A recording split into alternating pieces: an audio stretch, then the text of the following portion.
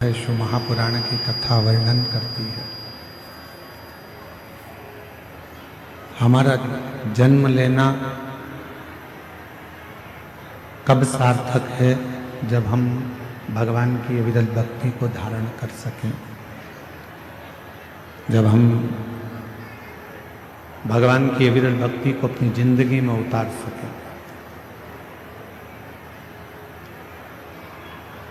जरा विचार करिएगा, माता सती के जब प्राण छूट गए और माता सती के जब प्राण छूटे, माता सती के शरीर को भगवान शिव ने अपने कंधे पर धारण कर लिया।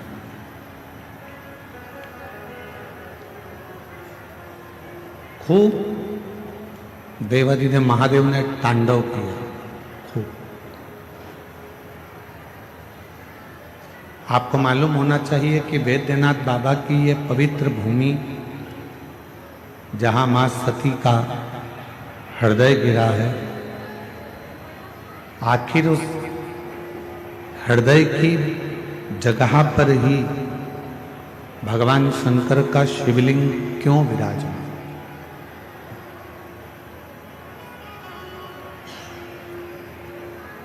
किस लिए विराजमान है, क्यों वहां पर विराजमान है, ज्ञात है?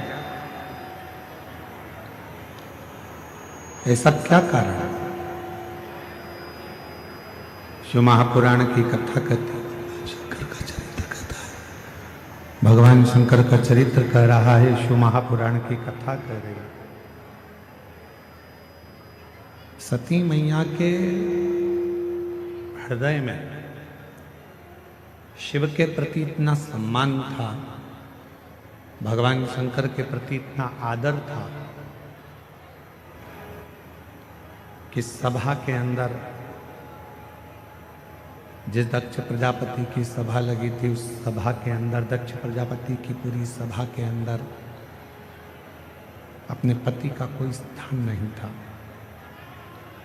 उस सभा के अंदर अपने पति के लिए कोई आदर नजर नहीं आ रहा था। जब पति के लिए कोई आदर नहीं दिखा, सम्मान नहीं दिखा, सत्कार नहीं दिखा, तब सती माता ने अपने प्राणों को त्याग दिया। तब माता सती ने अपने प्राणों को छोड़ दिया। कब त्यागा?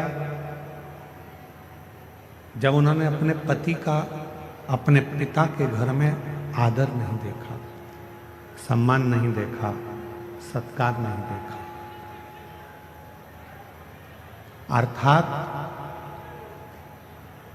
सती माता के हृदय में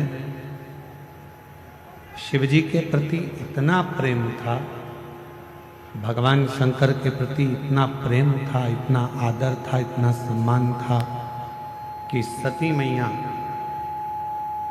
अपने पति का अपमान सह नहीं पाई।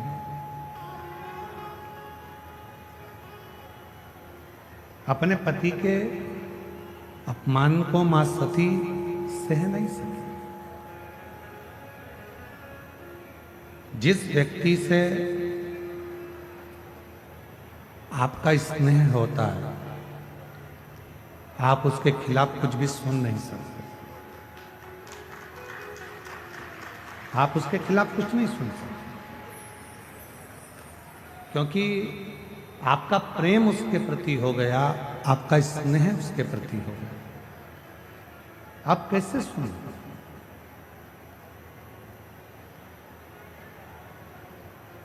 जितनी मेरी जीजियाँ बैठी हैं, जितने मेरे जीजा बैठे हैं, जितनी मेरी माताएं बैठी हैं, जितने मेरे भाई बैठे हैं, जितने मेरे जीजा बैठे हैं, जितने मेरे बुजुर्ग माता पिता बैठे हैं, आप सब जरा विचार कर कर बताना, एक बेटा कोई गलती करता है और लोग आकर बता देते हैं एक बेटा गलती करता है और किसी ने आकर बताया कि तुम्हारे बेटे ने ये गलती करी है, तुम्हारे बेटे ने ऐसा कर दिया, तुम्हारे बेटे ने वैसा कर दिया, तुम्हारा बेटा ऐसा गलत कर रहा है। ईमानदारी से बोलना, माँ मानने को तैयार हो जाती है क्या कि मेरा बेटा ऐसा कर सकता? माँ मानती ही नहीं, माँ मानने को तैयार ही नहीं होती है, माँ मान ही नहीं पाती है। क्यों? क्योंकि एक माँ अपनी बेटी से इतना प्रेम करती है, एक माँ अपने बेटे से इतना स्नेह करती है, इतना प्रेम करती है, इतना स्नेह करती है कि वो कुछ मानने को तैयार ही नहीं होती। वो कुछ मानती है।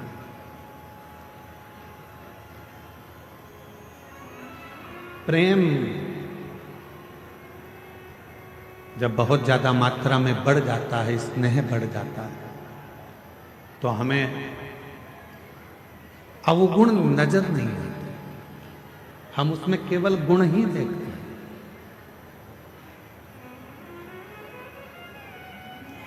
हम उसमें अवगुण नहीं देख रहे हैं, हम केवल उसमें गुण देख रहे हैं। हम आपसे एक बात पूछें, जरा उत्तर दें।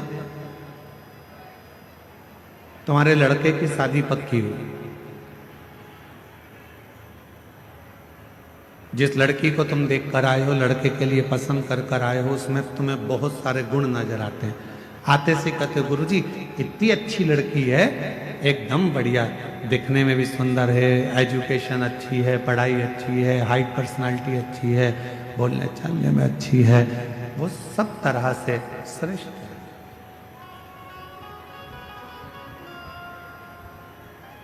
क्यों? क्योंकि आपने उस लड़की में गुण ही गुण देखे, इसलिए आपको उसमें केवल गुण ही गुण नजर आ रहा है, केवल गुण ही गुण नजर आ रहा है।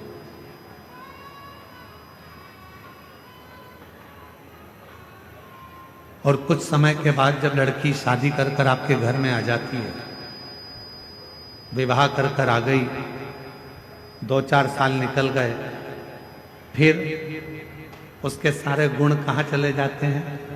अब आप उसमें गुण नहीं देख रहे, आप उसमें अब दिन भर सुबह से शाम तक अवगुण ढूंढने का प्रयास करें। दिन भर हम उसमें अवगुण ढूंढ रहे हैं, दिन भर हम उसमें अवगुण देख रहे हैं, हम उसमें गुण नहीं ढूंढ पा रहे, हम उसमें अवगुण ढूंढ रहे। पहले वही बहू 7 बजे उठकर आती थी तो तुम कुछ नहीं कहते थे, अब वही बहू 7 बजे उठती है तो तुम्हें लगता है कि बहुत देर से उठ गई।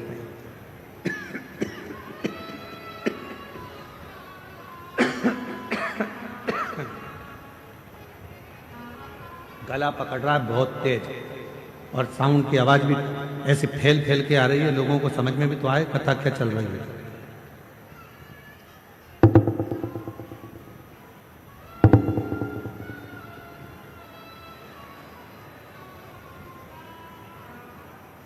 लड़की वही है, पहले हमने उसमें केवल गुण देखा और अब हम उसमें अवगुण देख रहे हैं।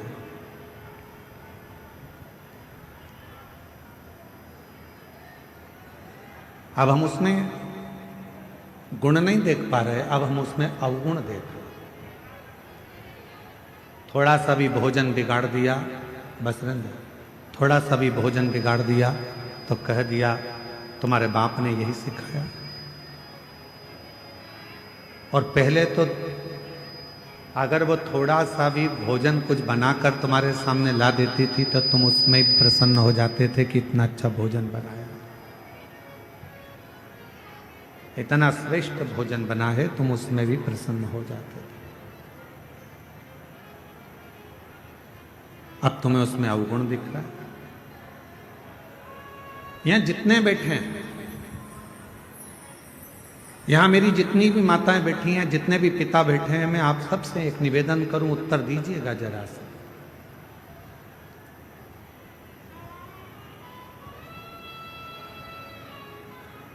तुम्हारा दामाद, तुम्हारी बेटी का पति तुम्हारी बेटी को घुमाने लेकर जाए तो तुम्हें कैसा लगेगा? अच्छा लगेगा कि बुरा लगेगा? जम के तो बोलो, अच्छा लगेगा। पड़ोसी से कहोगे इतना अच्छा दामाद मिला है, मेरी बेटी को खूब घुमाता, खूब घुमाता। और अगर वही काम तुम्हारा बेटा करे और तुम्हारी बहू को घुमाने ले जाए तो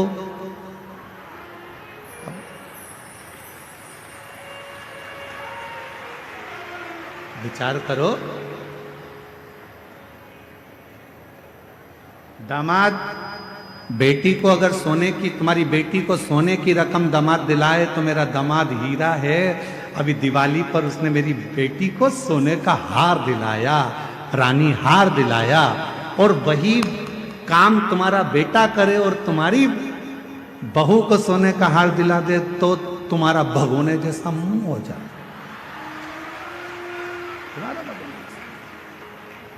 अब जैसे तुम्हारी बेटी है वैसे ही तुम्हारी बहू भी तो किसी की बेटी है, वो भी तो बेटी है।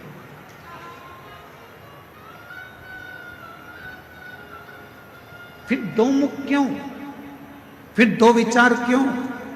फिर दो दृष्टि क्यों?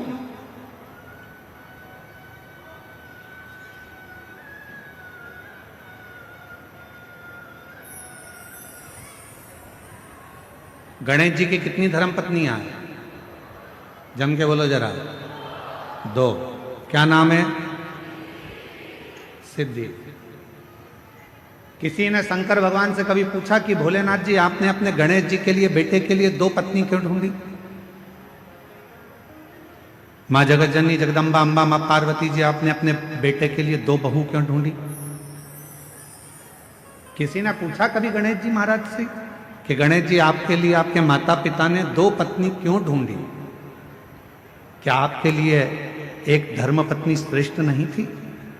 फिर आपने दो पत्नियों को क्यों धारण किया, दो पत्नी क्यों रखी? तो कोई देव अधिदेव महादेव से पूछे तो देव अधिदेव महादेव एक बात कहते हैं कि मैंने अपने पुत्र गणेश के लिए दो पत्नियां इसलिए ढूंढी हैं क्योंकि गणेश जी को बुद्धि का देव कहा जाता है और बुद्धि कभी भी इधर उधर भटके ना। दोनों ओर अगर बुद्धि जाए भी तो दोनों ओर रिद्धि और सिद्धि होना चाहिए, दोनों ओर बुद्धि को संभालने के लिए होना चाहिए।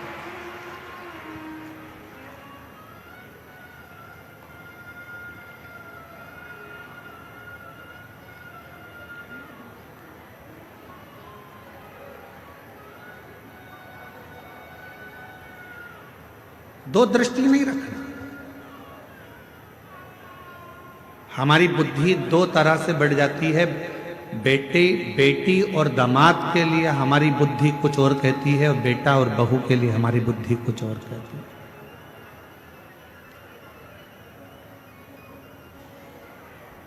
तुम्हारा दामाद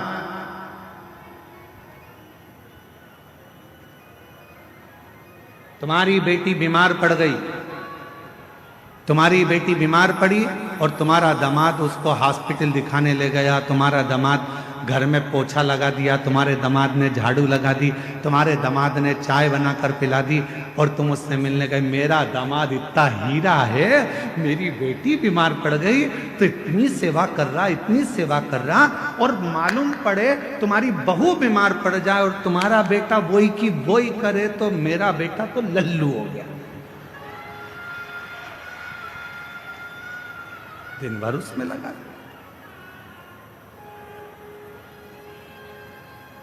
दिन भर दो बुद्धि नहीं चाहिए। रिद्धि सीधी के दाता गजानन तुम्हें सबसे पहले हमारा नमस्कार है।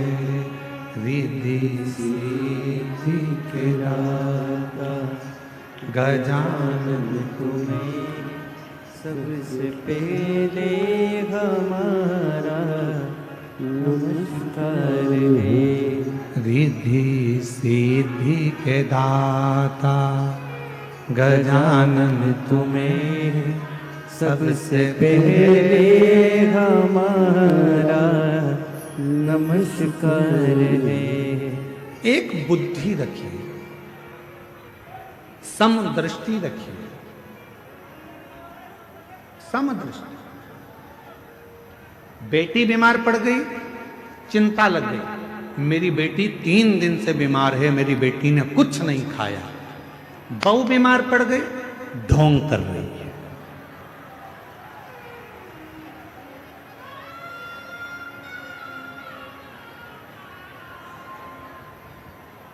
दो बुद्धि नहीं चाहिए, दो दृष्टि नहीं चाहिए, दो विचार नहीं चाहिए। एक मन, एक बुद्धि, एक चित्त, एक विचार, समभाव होना चाहिए। सम जब हमारी जिंदगी में हम समता का भाव रखेंगे, तब हमारे जीवन में देव अधिदेव महादेव कृपा करना प्रारंभ कर देंगे और हमारी जिंदगी को श्रेष्ठ करेंगे। हम समता का भाव ही नहीं रखते।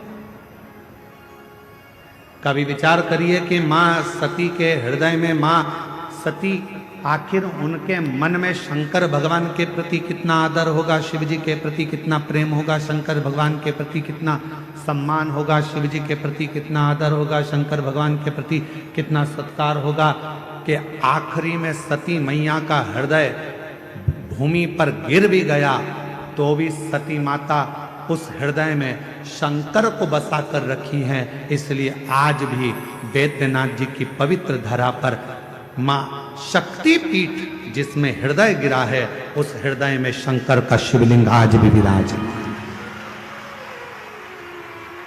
आज भी विराजमान। क्या कह रही है कथा? कथा कहती है जब हम जिंदगी में कोई संकल्प धारण करते हैं, जब हमारी जिंदगी में हम कोई विचार धारण कर लेते हैं, जैसे आपने 16 सोमवार का व्रत ले लिया, आपने पशुपतिनाथ का व्रत ले लिया। मान लो आपने 16 सोमवार का व्रत लिया, आपने पशुपतिनाथ का व्रत ले लिया, आपने कोई व्रत धारण कर लिया। और जब आपने 16 सोमवार का व्रत ले लिया, पशुपति व्रत ले लिया, या आपने कोई शुक्रवार का व्रत ले लिया, सोमवार का व्रत ले लिया, प्रदोष का व्रत ले लिया, तीज का व्रत ले लिया, या आपने चतुर्थी का व्रत ले लिया, कोई भी व्रत आपने धारण कर लिया, और रिद्धि सिद्धि के दाता गजानन तुम्हें सबसे पहले हमारा नमस्कार है। रिद्धि सिद्धि के दाता गजानन तुम्हें सबसे पहले हमारा नमस्कार है। सबसे पहले हमारा नमस्कार है। सबसे पहले हमारा नमस्कार है। सबसे पहले हमारा नमस्कार है। सबसे पहले हमारा नमस्कार है। रिद्धि सिद्धि के दाता गजानन तुम्हें सबसे पहले हमारा नमस्कार है। मान लो कोई संकल्प आपने लिया, मान लो कोई आपने विचार कर लिया कि मुझे 16 सोमवार का व्रत करना है, मुझे पशुपतिनाथ का व्रत करना है, मुझे मंगलवार का व्रत करना है या सोमवार का व्रत करना है। कितने व्रत करना है? पशुपतिनाथ के कितने व्रत होते हैं? 5। अब मान लो तुमने पशुपतिनाथ का व्रत का संकल्प लिया कि मैं 5 व्रत करूंगी। पहला व्रत कर लिया, दूसरे व्रत में कहीं आपको जाना पड़ गया या रजोधर्म आ गया, रजस्वला हो गया, नहीं कर पाए, कहीं जाना पड़ गया, नहीं कर पाए। तुम्हारे व्रत का टेंशन किसको है? तुमको कि मेरा व्रत नहीं हुआ। पहला व्रत यदि आपने कर लिया है, उसके बाद के अगर 4 व्रत तुम्हारे रह गए हैं, उसकी चिंता तुम्हें नहीं रहती। जिसका तुमने संकल्प लिया है उस महादेव को तुम्हारी चिंता रहती है कि यह कब पूरा होगा।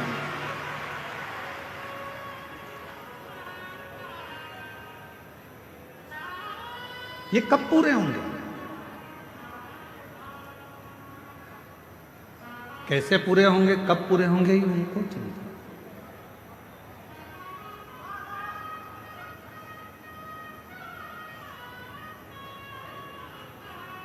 ये व्रत कैसे होंगे, ये उनको चिंता।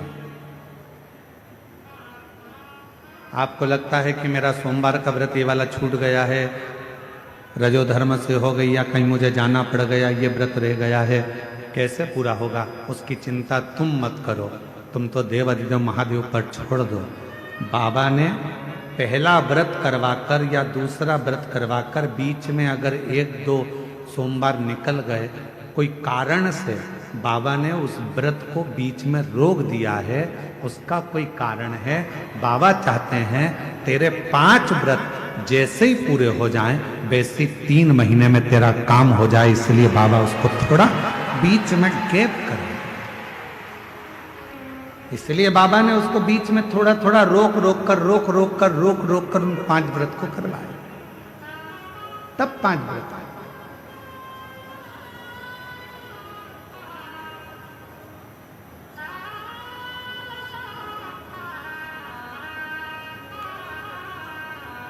इसलिए शिव महापुराण की कथा कहती है, जिंदगी का कोई भी पल, कोई भी क्षण, कोई भी समय आपके लिए हर समय, हर क्षण, हर पल प्रसन्नता का और समता का होना चाहिए।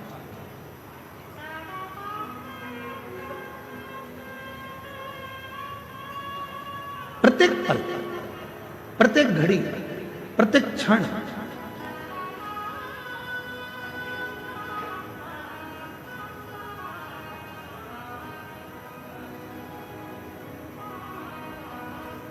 आप जब चाहो जब भगवान को भजो, आप जब चाहो जब शिव का स्मरण करो। इस हृदय में शिव समाहित है।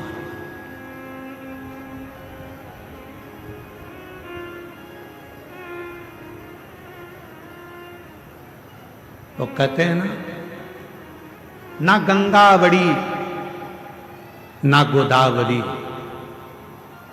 ना गंगा बड़ी ना गोदावरी, न तीर्थ बड़े प्रयाग, सकल तीर्थ का पुण्य वही, जिस दिल में शिव का वास।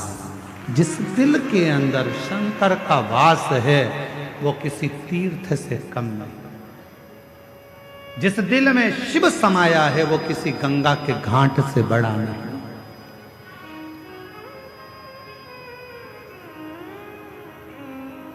सबसे बड़ा तीर्थ कौन सा होता है? आपका हृदय, आपका दिल, आपका मन। बिना किराए के आप 2 मिनट में पहुंच जाते हो और 2 मिनट में वापस आ जाते हो।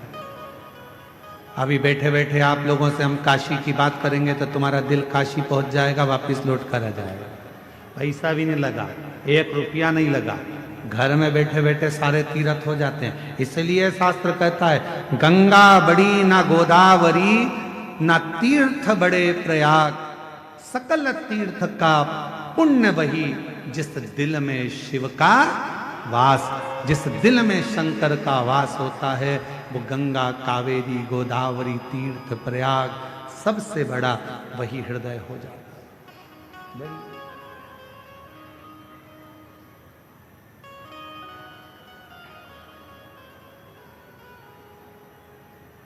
सकल तीर्थ से बस अपने मन में तुम समता का भाव, पार्वती जी के हृदय में, सती माता के हृदय में समता का भाव था। कितना सुंदर संवाद मां सती ने कहा। शिव महापुराण के सती संवाद को यदि आप श्रवण करें शिव महापुराण के सती संवाद का यदि आप स्मरण करें, शिव महापुराण के सती संवाद को अगर आप सुने तो उसमें वर्णन आता है, माता सती अपने पिता दक्ष प्रजापति से कहती हैं, पिताजी तुमने मुझे जन्म दिया, रति को जन्म दिया, 60 कन्याओं को जन्म दिया, ये मेरी रोहिणी भी बहन है, ये रति भी मेरी बहन है, इतनी बहनें हम एक साथ हैं। आपने सबके पति के लिए सिंहासन दिया है, आपने सबके पति के लिए आदर दिया है, आपने सबके पति के लिए सत्कार किया है, फिर मेरे पति के लिए कोई आसन क्यों नहीं रखा?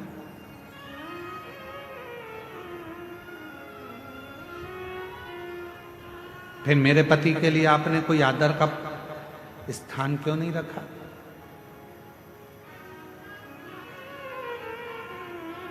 क्या कारण था जो मेरे पति का आप आदर नहीं कर पाए, मेरे पति का सम्मान नहीं कर पाए, मेरे पति का सत्कार नहीं कर पाए? क्या कारण? राजा दक्ष प्रजापति कुछ नहीं बोले। एक शब्द राजा दक्ष प्रजापति ने ऐसा कह दिया कि सती मैया ने अपने प्राणों को त्याग दिया। ये प्रसंग हम शिव महापुराण में लेकर नहीं आते, परंतु इस प्रसंग को इसलिए लेकर आए हैं क्योंकि ये जो भूमि है बाबा वैद्यनाथ जी की, ये 51 शक्तिपीठ में से एक शक्तिपीठ है जहां माता का हृदय गिरा है, इसलिए इस कथा के प्रसंग को शिव के साथ लेकर आए, इसलिए इसको लेकर आए। पिताजी मेरी सारी बहनों के पति के लिए आदर था, मेरी सारी बहनों के पति के लिए सम्मान था, मेरी सारी बहनों के पति के लिए सिंहासन था, सबका आदर करा, सबका सम्मान करा, सबको सम्मान दिया, सबको सिंहासन दिया, फिर मेरे पति के लिए कोई सिंहासन नहीं, कोई आदर नहीं, कोई सत्कार नहीं, क्यों? किस लिए? दक्ष प्रजापति कुछ नहीं बोले, एक शब्द भी दक्ष प्रजापति ने नहीं कहा। जब माता सती ने क्रोध में आकर कहा, पिताजी तुमने मेरे पति का सम्मान नहीं किया, तब दक्ष प्रजापति को क्रोध आ गया और क्रोध में आकर दक्ष प्रजापति ने कहा, सुन सती, ये तेरा घर नहीं, ये तेरे पति का घर नहीं, ये तेरे पिता का घर है, और मेरा मन, मेरे घर में मैं किसको बुलाऊं? सती, मैंने तो तुझे भी नहीं बुलाया था, तू आ क्यों गई? क्यों आई? मैंने तो तुझे भी निमंत्रण नहीं दिया था, मैंने तो तुझे भी नहीं बुलाया था, तू क्यों आई? किस लिए आई?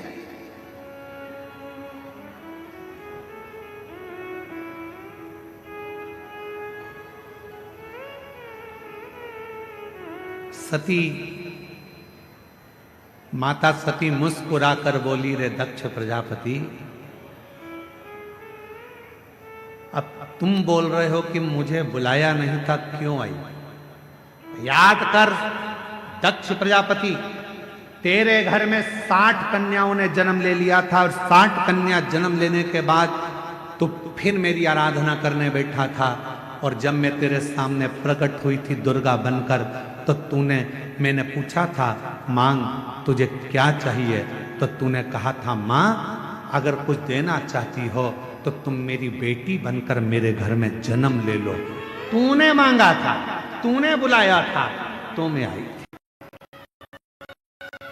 अगर तू नहीं बुलाता तो मैं नहीं, तूने बुलाया तो मैं आई।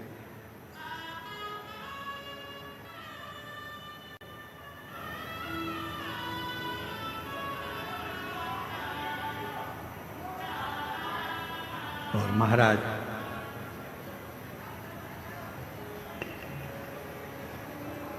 उसने बुलाया है तो हम आएंगे। कभी एकांत में बैठकर विचार करना कि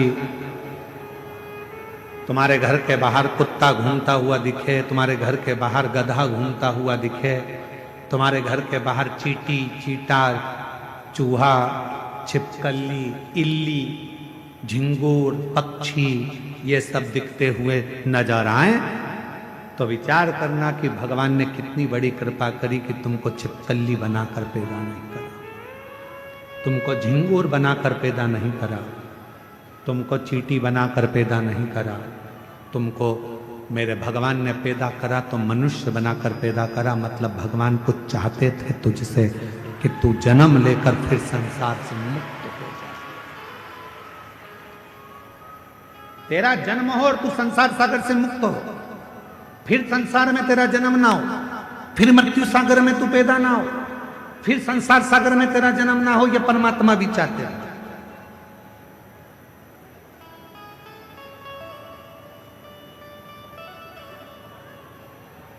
और महादेव नमन चरणों में, महादेव नमन चरणों में स्वीकार कीजिए, सबका किया है मेरा भी उद्धार कीजिए, उद्धार कीजिए। हे त्रिपुंडधारी, हे त्रिशूलधारी, हे त्रिपुंडधारी, हे त्रिशूलधारी। चरणों में तेरे बाबा जी पावन है चारों धाम, चरणों में तेरे बाबा जी पावन है चारों धाम। तेरी देव करते वंदना, पूजे सीताराम। तेरी देव करते वंदना, पूजे सीताराम। हो जाए पूरी कामना, हो जाए पूरी कामना। उपकार कीजिए, सबका किया है मेरा भी उद्धार कीजिए, उद्धार कीजिए। हे त्रिपुंडधारी, हे त्रिशूलधारी, हे त्रिपुंडधारी, हे त्रिशूलधारी। ये जीवन जो मिला है, चाहता वो तो तुम्हें कोई और जन्म दे सकता था, पर तुम्हें मानव का शरीर दिया, और मानव का शरीर भी दे देता और तुमको वेदनाथ कथा में नहीं बुलाता तो उसने कृपा करी, करुणा करी, दया करी, और उसने विचार करा बहुत दिन से तरस रही है, झोली इसकी खाली है, बहुत दुखी है। एक बार अगर बाबा वैद्यनाथ की कथा में पहुंच गई और बाबा को नमन कर लिया तो निश्चित है कि इसकी झोली में भर कर भेज दूंगा। उस समय कृपा, उस समय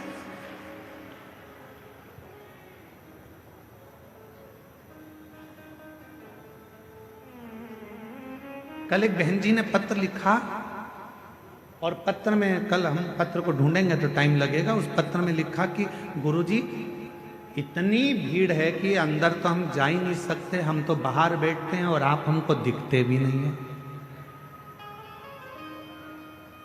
आप हमें दिखते ही नहीं, आप हमें नजर ही नहीं आते।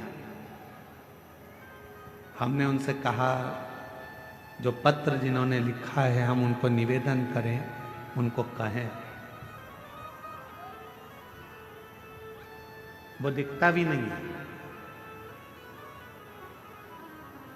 कहीं पर भी बैठकर आप कथा सुन रहे हो, भले हम दिखें चाहे ना दिखें, पर इतना विश्वास रखना, शबरी अम्बा ने राम जी को कभी नहीं देखा था केवल गुरु जी के मुख से सुना था कि राम ऐसे हैं, राम आएंगे, राम पहुंचेंगे, राम कृपा करेंगे। तू भजती रहे, सुनती रहे। शबरी अम्बा ने केवल राम जी को कभी नहीं देखा था, पर शबरी अम्बा राम जी की रोज इंतजार करती थी, कभी तो आएंगे, कभी तो मिलेंगे, कभी तो दिखेंगे, कभी तो दिखेंगे। और एक दिन ऐसा आ गया कि राम जी शबरी अम्बा के लिए 14 वर्ष के वन के क्षेत्र में चले और एक दिन शबरी अम्बा के दरवाजे पर पहुंच गए। हम जानते हैं कि हम दिख नहीं रहे होंगे आप।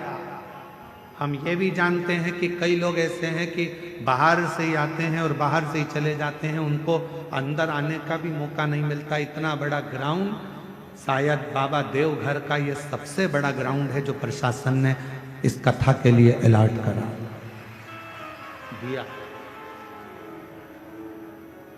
ये देवघर का सबसे बड़ा ग्राउंड है जिसकी परमिशन मिली और जिस पे कथा हुई। किसी को अंदाजा नहीं था कि ये ग्राउंड में इतने पहले दिन से लोग आ जाएंगे, दूसरे दिन और बढ़ जाएंगे, तीसरे दिन और बढ़ जाएंगे।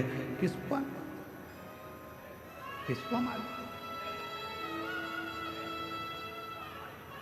और ना किसी के घर निमंत्रण गया, ना किसी के घर पीले चावल गए, ना किसी के यहाँ कोई पत्रिका गई। बस आपके कानों में शब्द हो गया, चलो बुलावा आया है, देवघर वाले ने बुलाया है। और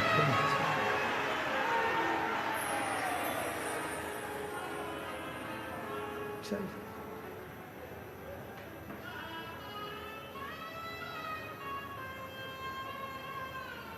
वो कहते सारे जग में एक ठिकाना, सारे गम के मारो का, सारे जग में एक ठिकाना, सारे गम के मारो का।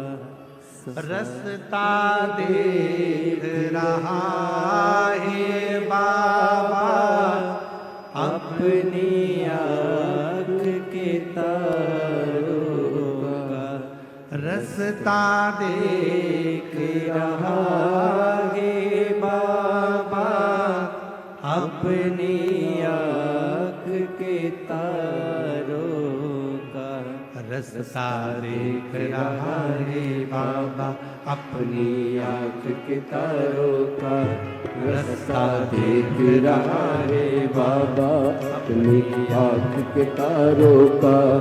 हो जिसने जितना दर्द सहा है, उतना चैन भी पाया है। चलो बुलावा आया है, देवघर ने बुलाया है। जय श्री राधे। चलो आज बड़े ही हर्ष का विषय है। हमारे बीच में सरकार का प्रतिनिधित्व करते हुए झारखंड सरकार के पर्यटन, कला, संस्कृति, खेल एवं खेल मंत्री श्री सुदीप कुमार जी हमारे बीच में पधारे हैं। एक बार जोरदार ताली बजाकर स्वागत करें। जोरदार ताली बजाएं मंत्री महोदय।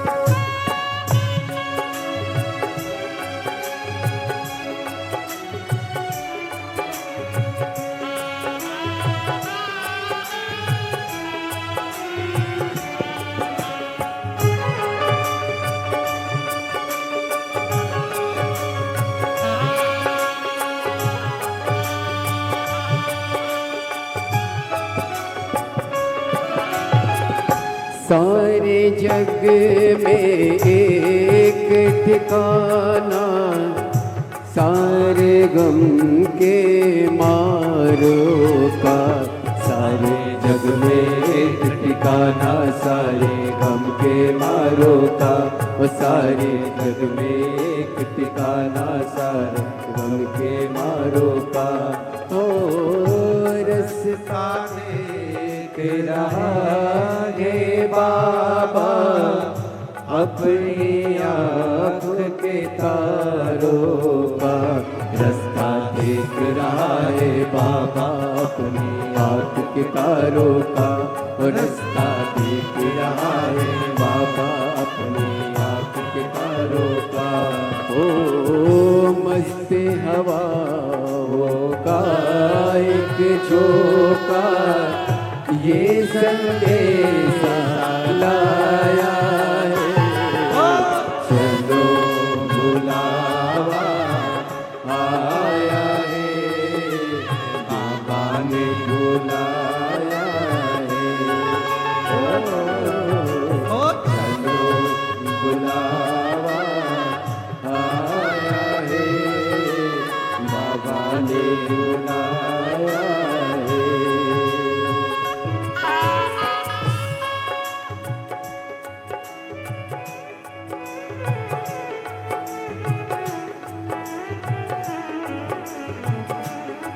शंभो।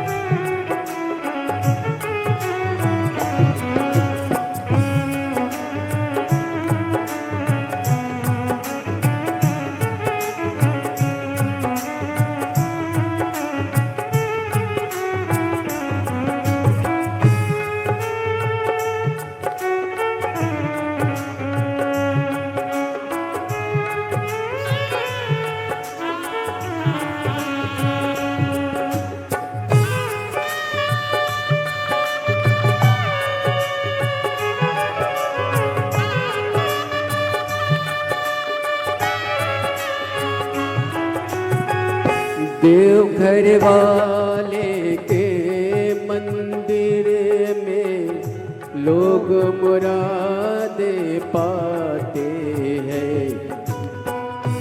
रोते आते हंसते हंसते रोते रोते आते हंसते हंसते जाते। ओ मैं भी मांग के देखूं, जिसने जो मांगा वो पाया। चलो बुलावा आया है, बाबा ने बुलाया है। चलो बुलावा आया है, बाबा ने बुलाया।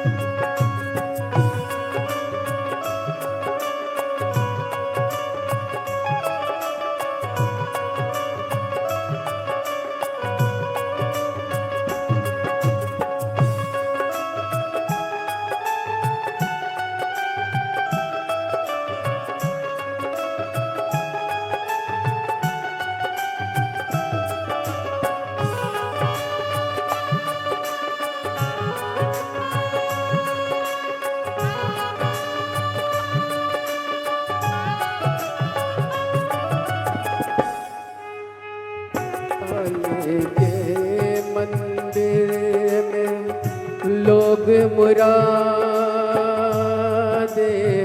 पाते हैं। वो रोते रोते आते हैं, हंसते हंसते जाते हैं। वो रोते रोते आते हैं, हंसते हंसते जाते। ओ मैं भी मांग के देखूं जिसने जो मांगा वो पाया है।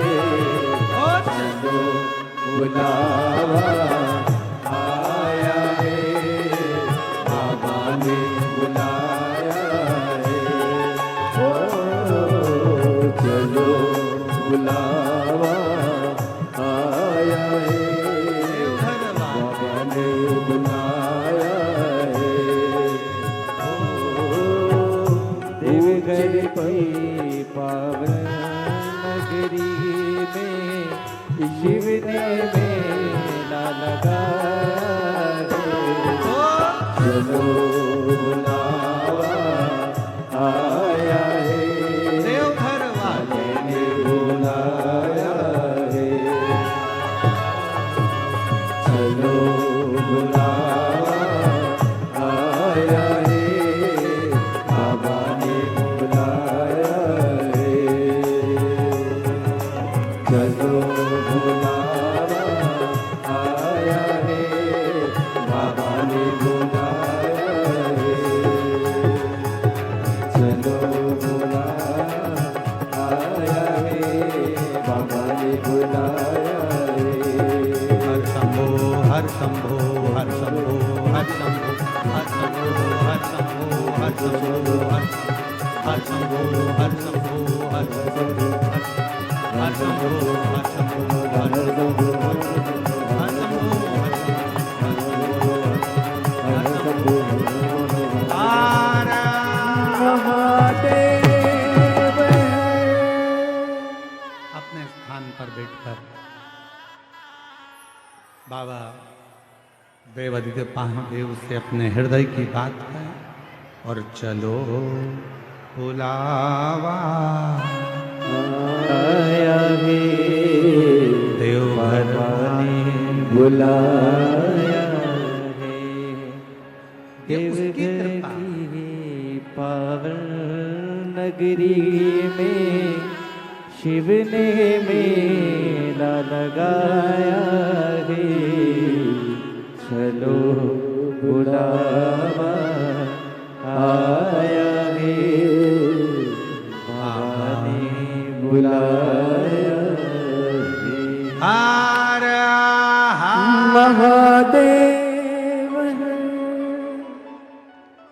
बाबा से अपने मन का भाव कहेंगे। उसके पहले हमारे इस पवित्र प्रांगण में देवघर की पवित्र धरा पर बाबा देवादिदेव महादेव की पवित्र कथा का रसपान करने के लिए झारखंड सरकार के माननीय पर्यटन मंत्री सुदिव्य कुमार जी हमारे बीच में विराजमान हैं। एक बार उनके लिए जोरदार ताली बजाकर साधुवाद। जो झारखंड सरकार का नेतृत्व करने के लिए बड़े भाव के साथ यहाँ पधारे। मैं श्री सुदिव्य कुमार जी पर्यटन मंत्री झारखंड सरकार निवेदन करूं आपका 2 मिनट का उद्बोधन सभी को प्राप्त हो। उसके बाद में हम बाबा से प्रार्थना करें और अपने जीवन को सार्थक करें। एक बार जोरदार ताली बजाओ माननीय मंत्री महोदय जी के लिए। झारखंड सरकार पर्यटन मंत्री श्री सुदिव्य कुमार। बहुत बहुत धन्यवाद बाबा। महादेव की इस धरती पर परम पूज्य पंडित जी और इस विशालतम पंडाल में भक्तों का यह अपार जनसमूह, भक्ति की बहती यह अविरल धारा जिसमें आप प्लावित हो रहे हैं। मैं ईश्वर से हृदय तल से यह प्रार्थना करता हूं कि जिन मनोकामनाओं को लेकर आप चल कर आए हैं, देवादिदेव महादेव आपके ऊपर, हमारे राज्य के ऊपर कृपा बरसाएं। और आदरणीय पंडित जी से भी मेरी हाथ जोड़कर विनती है कि झारखंड पर आपकी भी कृपा बरसती रहे। इन्हीं बातों के साथ एक बार पुनः बहुत धन्यवाद करते हुए मैं अपने शब्दों को समाप्त करता हूं। बहुत बहुत धन्यवाद।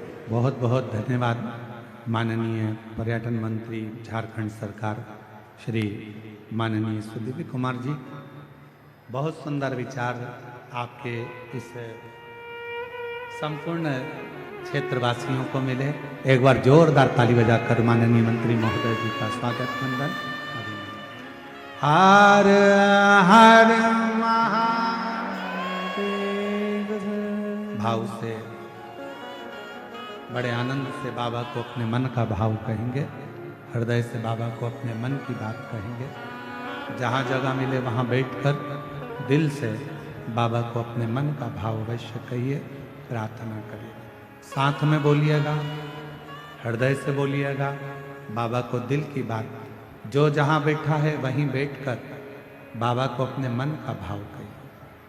ये ना सोचे कि हम आगे आकर बैठे हैं या पीछे आकर बैठे हैं।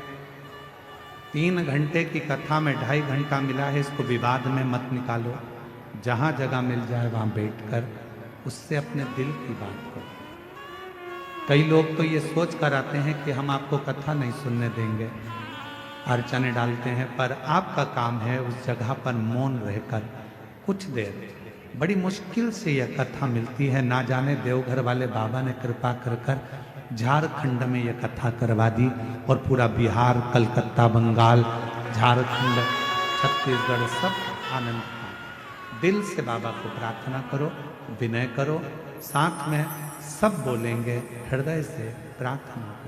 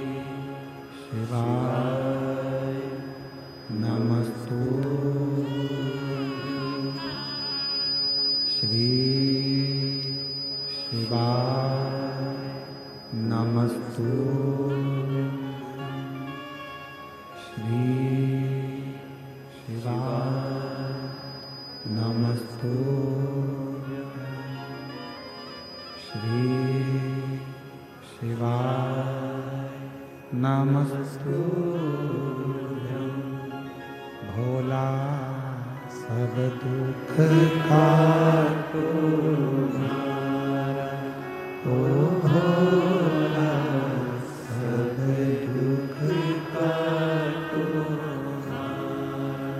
शिव शंकर जपो तेरी माला, भोले बाबा जपो तेरी माला, भोला सब दुख काटो हमारा, ओ भोला सब दुख काटो हमारा। देश है मंगल मंगलकारी, देश है मंगल मंगलकारी, शमशान वासी हमारा, शमशान वासी हमारा, ओ भोला सब दुख काटो हमारा, ओ भोला सब दुख काटो हमारा।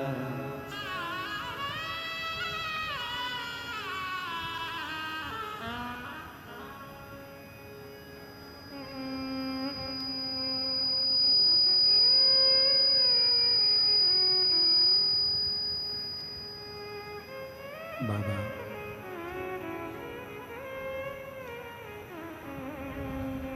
देवाधिदेव महादेव भगवान शिव की कथा कर रहे हैं। शिव महापुराण की कथा वर्णन कर रही है। माता सती ने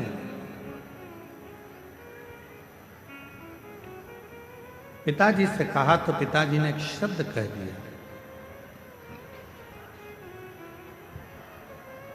मैंने तो तुमको भी नहीं बुलाया।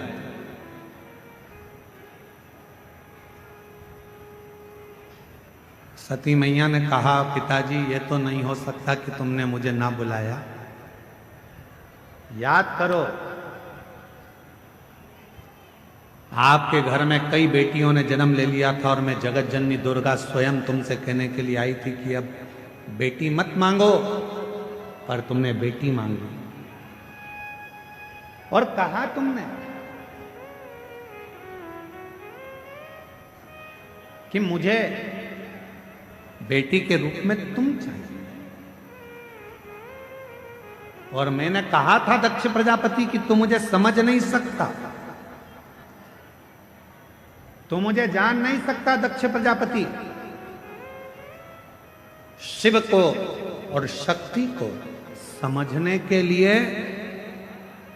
कई जन्म लेना पड़ जाएंगे, तब जाकर मनुष्य समझ पाएगा कि शंकर भगवान है क्या, शिव का एक लोटा जल है क्या, शिव की अविरल भक्ति है क्या, मां दुर्गा भवानी आद्य शक्ति है क्या। कई जन्म निकल जाएंगे, कई जन्म। एक पत्र है, अच्छा है, देखिए।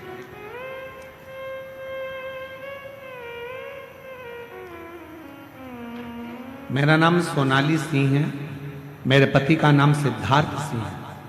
हम जिला जमुई गांव बिहार से आए हैं। देवघर में मेरा मायका है, मेरा मोबाइल नंबर ये है। मेरी शादी को कई साल निकल गए थे पर संतान का सुख नहीं था। हमने डॉक्टरों का इलाज करवाया पर औलाद नहीं आई। जैसा जैसा डॉक्टर जांच का बोले वो सारी जांचें कराई पर औलाद का सुख नहीं आया। तब किसी के कहने पर पहली बार टीवी पर कथा सुनना चालू किया। कथा सुनना तो चालू करा और मेरा विश्वास जागृत हुआ। मैं कभी मंदिर ना जाती थी ना जल चढ़ाती थी, पर मेरे बाबा आपके कहने पर मैंने मंदिर में जाना प्रारंभ करा, जल चढ़ाना प्रारंभ करा और 2 बार पशुपति व्रत करे, 2 बार सफेद आंकड़े की जड़ का प्रयोग करा और बाबा की ऐसी कृपा हुई कि कई वर्षों के बाद मेरे बाबा ने मेरे घर में 2 जुड़वा बेटों ने जन्म दे दिया। मैं बाबा को प्रणाम करने के लिए, कहीं बैठी हो तो हाथ हिला सकती है, दिख रही है? हाँ दिख रही। बच्चे आए हैं साथ में? वही है, अच्छा ठीक है। आ जाओ, एक बेलपत्र ले जाना अगर रास्ता मिल जाए तो। तुम आते हो बेलपत्र लेने के लिए, तुम्हारी जगह कोई और ले जाता है। आप लोग सोच रहे होंगे गुरुजी यहाँ पर पत्र कम पड़ रहे हैं, उसका कारण ये भीड़ बहुत ज्यादा है भक्तों की। आपको निकल कर आने में देरी लगेगी, पहुंचोगे, जगह चली गई तो झगड़ा करोगे, इसलिए पत्र भी हम कम पढ़ रहे हैं। एक पत्र और बड़ा सुंदर आया है, देखिए।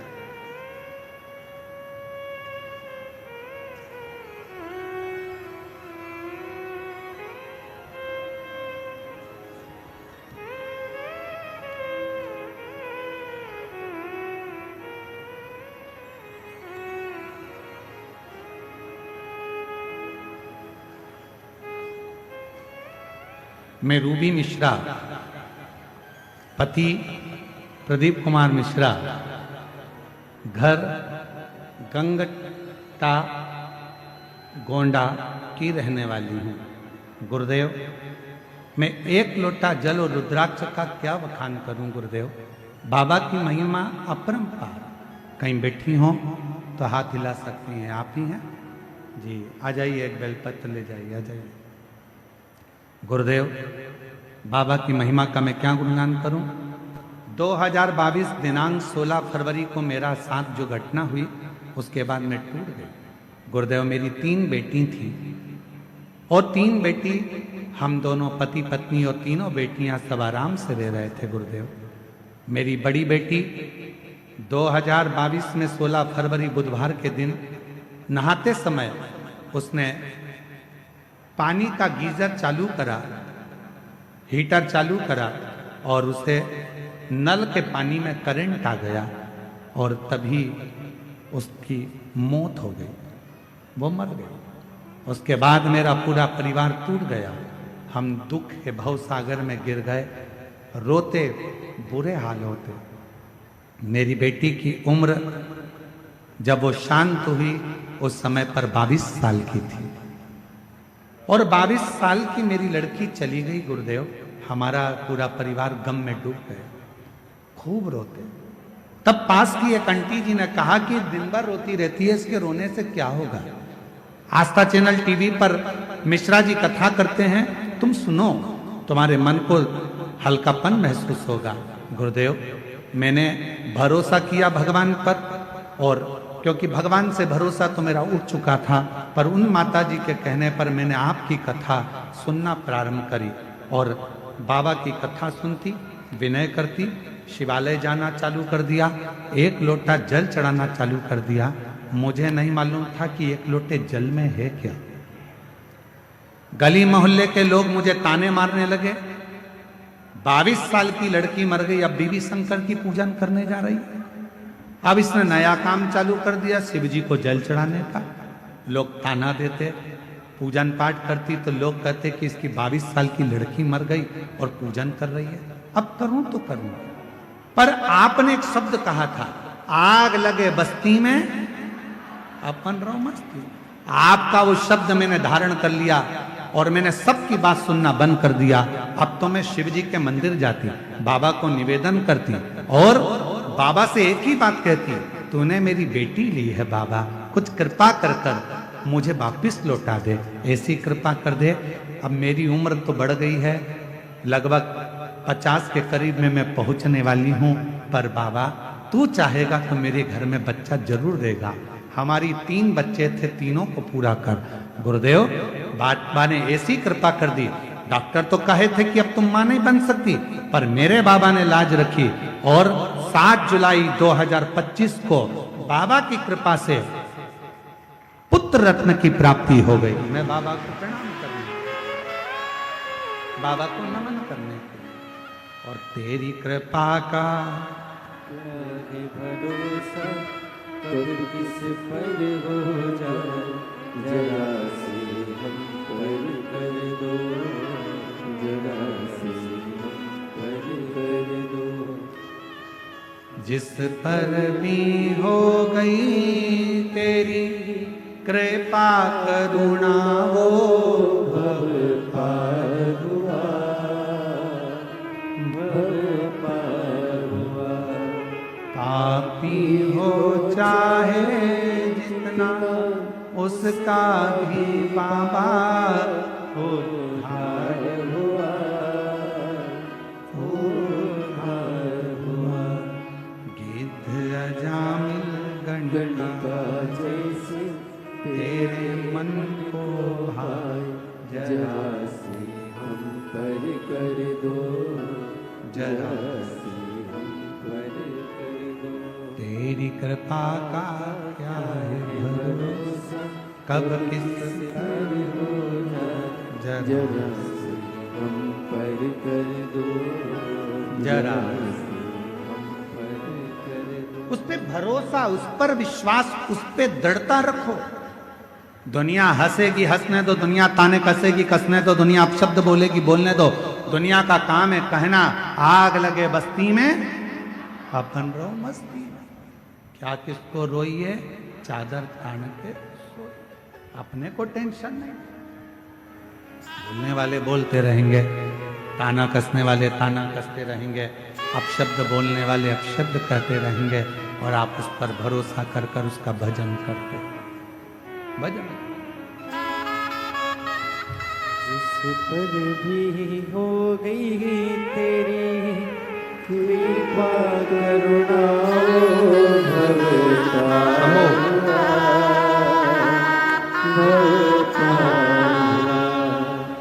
पापी हो चाहे जितना शंभु उसका भी बाबा उद्धार हुआ।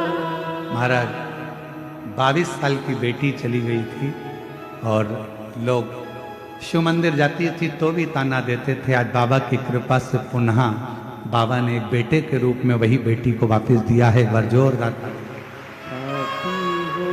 चाहिए जितना उसका भी बाबा उद्धार हुआ।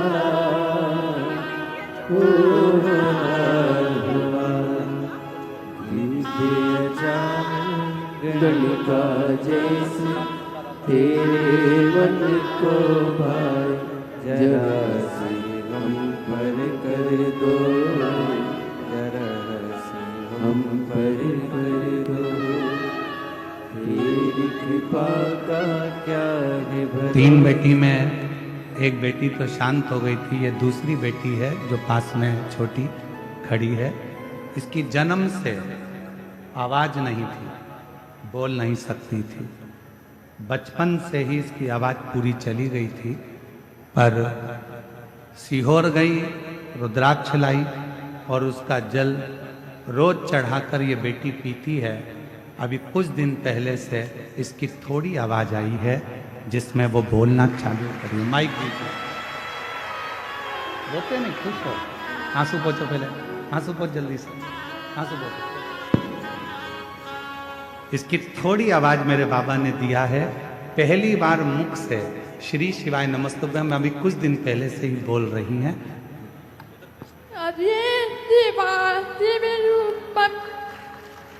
श्री शिवाय नमस्तुभ्यम। वापिस एक बार।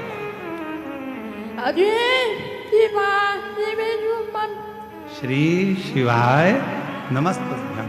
जन्म से आवाज नहीं थी, अब 22 थोड़ी आई है, बोलना प्रारंभ करा है इसने और मुख से बोल रही है। एक बार जोरदार ताली बजा। ठीक हो जाएगा। न चाहता कोई दिल से तुम्हारे, खाली न जाता कोई दर से तुम्हारे।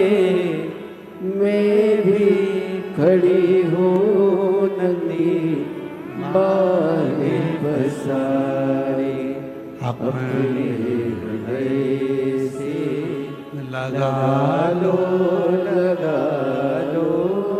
गिना जा रहा हूँ, उठा लो, उठा लो।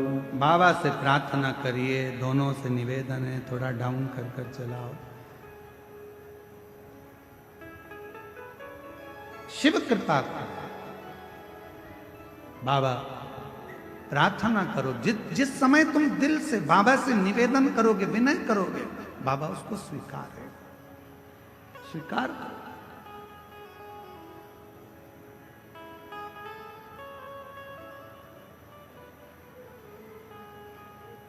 सती मैया कह रही है कि मैं जबरन तुम्हारे घर में नहीं आई। दक्ष प्रजापति कह रहे हैं तुझे बुलाया किसने था, निमंत्रण नहीं भेजा, पत्र नहीं भेजा, फिर क्यों आई, किस लिए, कारण क्या है आने का, मैं समझ नहीं पाया। क्यों आई? सती माता ने कहा पिताजी मेरे आने का कोई कारण नहीं, पर आज मेरे पति का जो अपमान हुआ है, मेरा हृदय मेरे शिव में हमेशा रमा रहता है, लगा रहता है। इस हृदय में शिव के सिवा कुछ भी नहीं है, कुछ भी।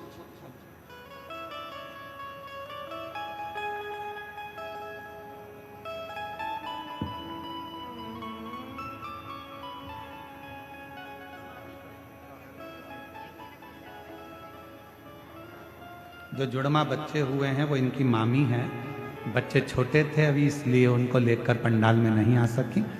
एक बार जोरदार ताली बजाओ साथ में।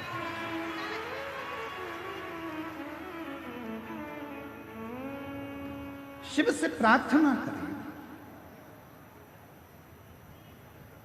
मैं आई हूं, पर मेरे हृदय में शिव बसे हैं, शंकर ओ हृदय। और मेरे हृदय में अगर शिव बसे हुए हैं, मेरे हृदय में शंकर भगवान बसे हुए हैं, मेरे हृदय में भगवान देवाधिदेव महादेव बसे हुए हैं, और तुम शिव का अपमान कर दो, ये मुझे श्रेष्ठ नहीं लगता, ये मुझे श्रेष्ठ नहीं।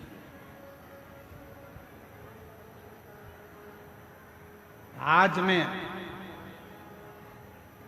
सती माता कहती है, दक्ष प्रजापति सुन, मैं आपकी बेटी हूं, प्राणों को त्याग रही हूं, तुमने मेरे स्वामी का अपमान करा है, इसलिए तुम्हारा शीश कटेगा, बकरे का मुख लगेगा। ये सती माता कह रही है कि बकरे का मुख लगेगा। पर जिस बेटी का अपमान करा है, जिस बेटी का तुमने अपमान करा है, उसी बेटी के तन की भस्म जब मेरे देव अधिदेव महादेव के शरीर पर चढ़ेगी और वो भस्म तुम्हारे शरीर से लगेगी, तब जाकर तुम्हारा उद्धार होगा, वरना उद्धार भी नहीं। दक्ष प्रजापति, मेरे तन की भस्म मेरे देव अधिदेव महादेव पर चढ़ेगी, और वो भस्म जब तुम पर लगेगी, तुम्हारे शरीर को छुएगी, तब वो भस्म उद्धार। एक बड़ा सुंदर प्रसंग आता है महाराज।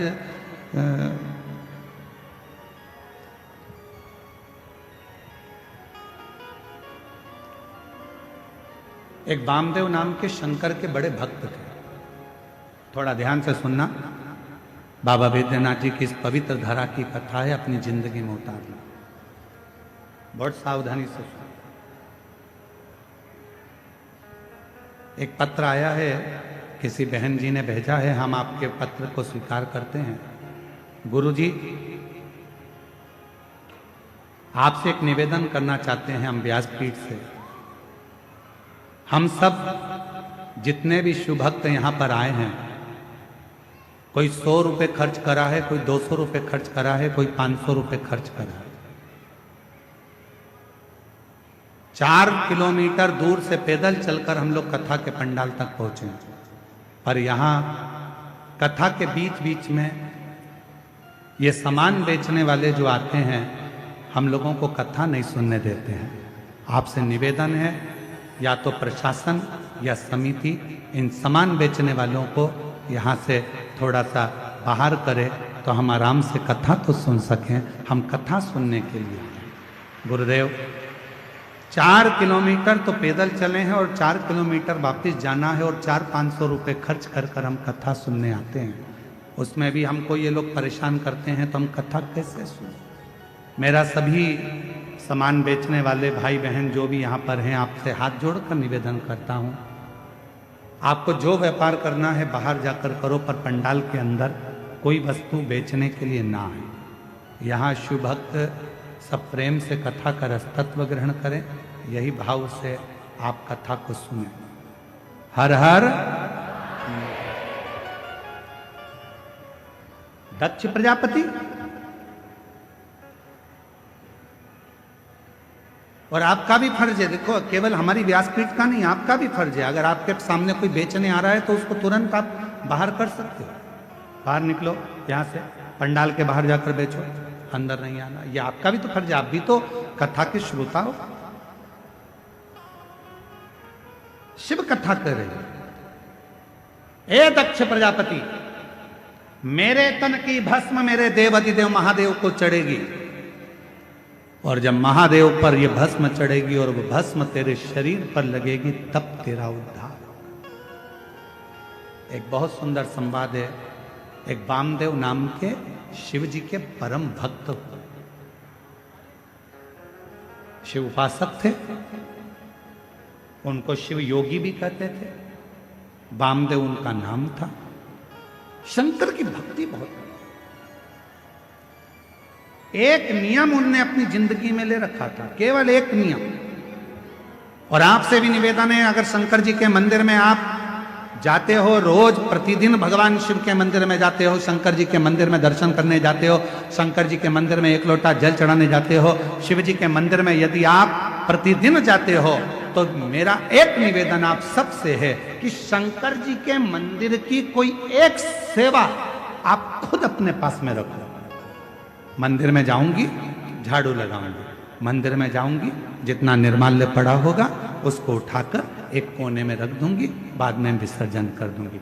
मंदिर में जाऊंगी, किसी ने दिए लगा कर रखे होंगे, उन दियों को जब वो ठंडे हो जाएंगे उठाकर एक कोने में रखी आऊंगी। मंदिर में जाऊंगी, मंदिर के जितने लोटे हैं, बर्तन हैं, उनको मैं साफ कर दूंगी। मंदिर में जाऊंगी, बेलपत्र ले जाकर मंदिर में रख दूंगी, बाबा को चढ़ जाएगा। मंदिर में जाऊंगी, कहीं जाले लग रहे होंगे, झाड़ू उठाऊंगी, उस जाले को मैं साफ कर दूंगी, जिससे मेरी जिंदगी के सारे जाले समाप्त हो जाएं और मेरी जिंदगी भी अच्छी हो। एक नियम, जब हम हमारी जिंदगी में कोई एक नियम धारण करते हैं तो देवाधिदेव महादेव हमारी ओर अग्रसर होकर आते जाते।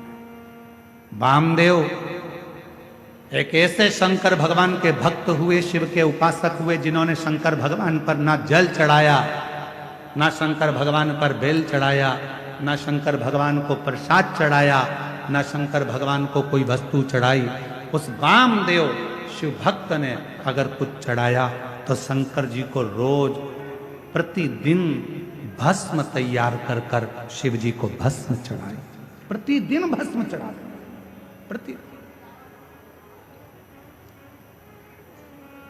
प्रतिदिन भस्म। आप सबको मालूम है ना भस्म कैसे बनाई जाती है? भस्म का नियम क्या है? अलोनी गोबरी, अलोनी गोबरी किसको कहते हैं? कंडा किसको कहते हैं? एक होता है गाय का गोबर लाए, हाथ से ऐसे ऐसे थाप कर उसका कंडा बना दिया, गोबरी बना दी, ठीक है? वो नहीं, गाय ने देसी जो हमारी वेद लक्षणा गाय होती है, देसी गाय होती है, उसका जो गोबर गिरता है वो गोबर अपने आप सूख जाए, वैसा कि वैसा ही, उसको हाथ लगाकर थापा ना जाए, सूख जाए। ऐसे ऐसे गोबर जंगल में बहुत मिल जाए। उसको जलाकर अच्छा मुहूर्त देखकर फिर उसको गंगा जल छीट कर उसको जलाकर उसकी जो भस्म तैयार होती है उसको कपड़े से छान कर शिव नाम लेते हुए, शंकर का स्मरण करते हुए, जैसा जैसा शिव महापुराण में वर्णन है भस्म बनाने का, उसका स्मरण करते करते, शिव नाम लेते लेते उसको तैयार करा। फिर उस भस्म को आप शिव जी को समर्पित कर सकते हैं। उस भस्म को वापस लेकर आकर उस भस्म को अपने तन पर धारण कर सकते, त्रिपुंड लगा सकते। वामदेव एक ऐसे शिव भक्त हुए जिन्होंने शंकर भगवान को कुछ नहीं चढ़ाया, केवल शंकर भगवान को भस्म चढ़ाया, केवल भस्म। और भस्म के सिवा कुछ, केवल भस्म।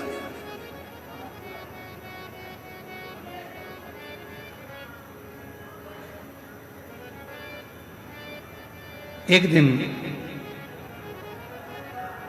क्रौंचारण्य पर्वत के नजदीक में क्रौंचारण्य वन में वो भ्रमण कर रहे थे,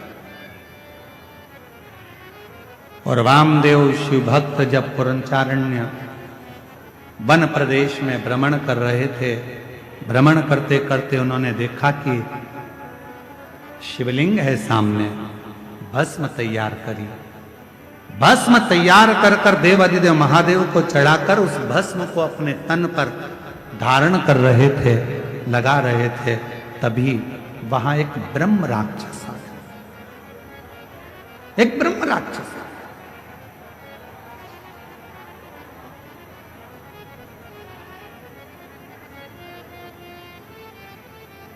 और एक ब्रह्म राक्षस उसी समय पर आया, और जैसे ही ब्रह्म राक्षस आया, उस राक्षस बहुत दिन का भूखा था, उसको कोई भोजन नहीं मिला। वामदेव को देखा तो बड़ा प्रसन्न हुआ कि आज बहुत दिन के बाद मुझे भोजन प्राप्त हुआ, आज बहुत दिनों के बाद मुझे भोजन मिला है, आज मैं इस भोजन को ग्रहण करूंगा, आज बहुत दिनों के बाद मुझे प्राप्त हुआ। और ब्रह्म राक्षस थोड़ी देर तक तो देखा और देखने के बाद ब्रह्म राक्षस ने वामदेव को खाने के लिए उनके हाथ का स्पर्श कर लिया।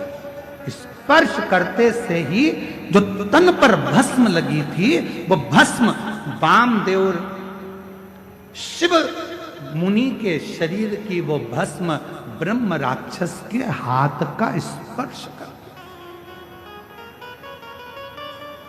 हाथ का स्पर्श।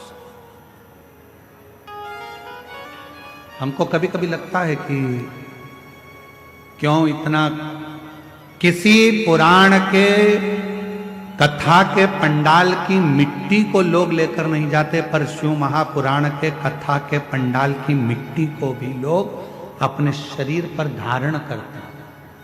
ये इस कथा से सीखने को मिलता है वामदेव जी की कि भगवान शंकर के भजन का बल कितना बढ़ता है कि शिव जी के शरीर पर लगी हुई भस्म राक्षस का भी कल्याण कर देती है, तो शिव पुराण की कथा की पंडाल कई जीवों का कल्याण कर जाती है। कई जीवों का,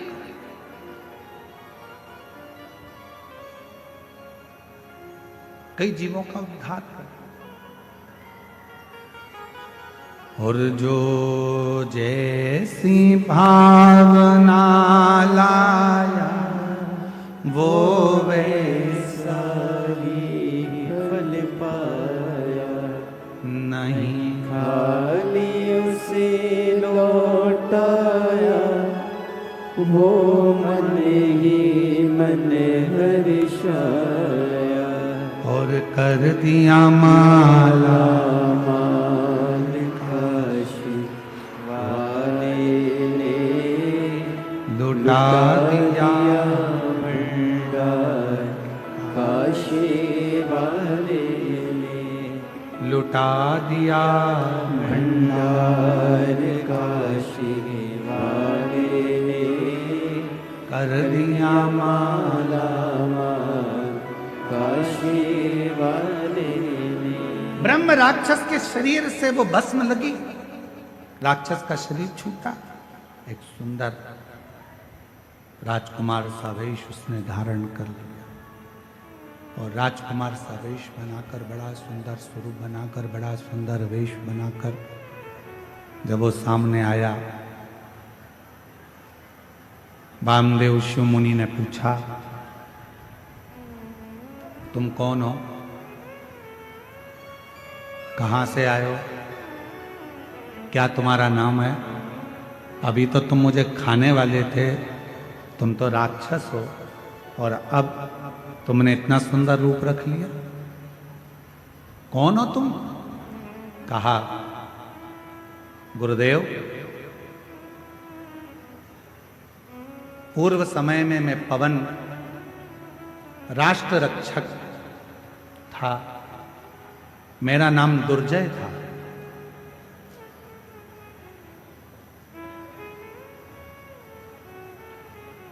रक्षा करना मेरा काम था, मेरा नाम दुर्जय था, मैं रक्षा करता था। एक गलती मुझसे हो गई, ना तो मैं कभी शंकर का उपासना करता था, ना कभी मैं मंदिर शिव जी के गया, ना कभी मैंने शंकर का भजन किया, ना कभी मैंने शिव की आराधना करी, ना साधना करी। और कोई अगर शंकर के मंदिर जाता था, शंकर को लोटा भर जल चढ़ाने जाता था, या शिव की भक्ति कोई करता था, तो उसमें मैं अड़चन उत्पन्न करता था, उसको रोकता था, रोक रहा।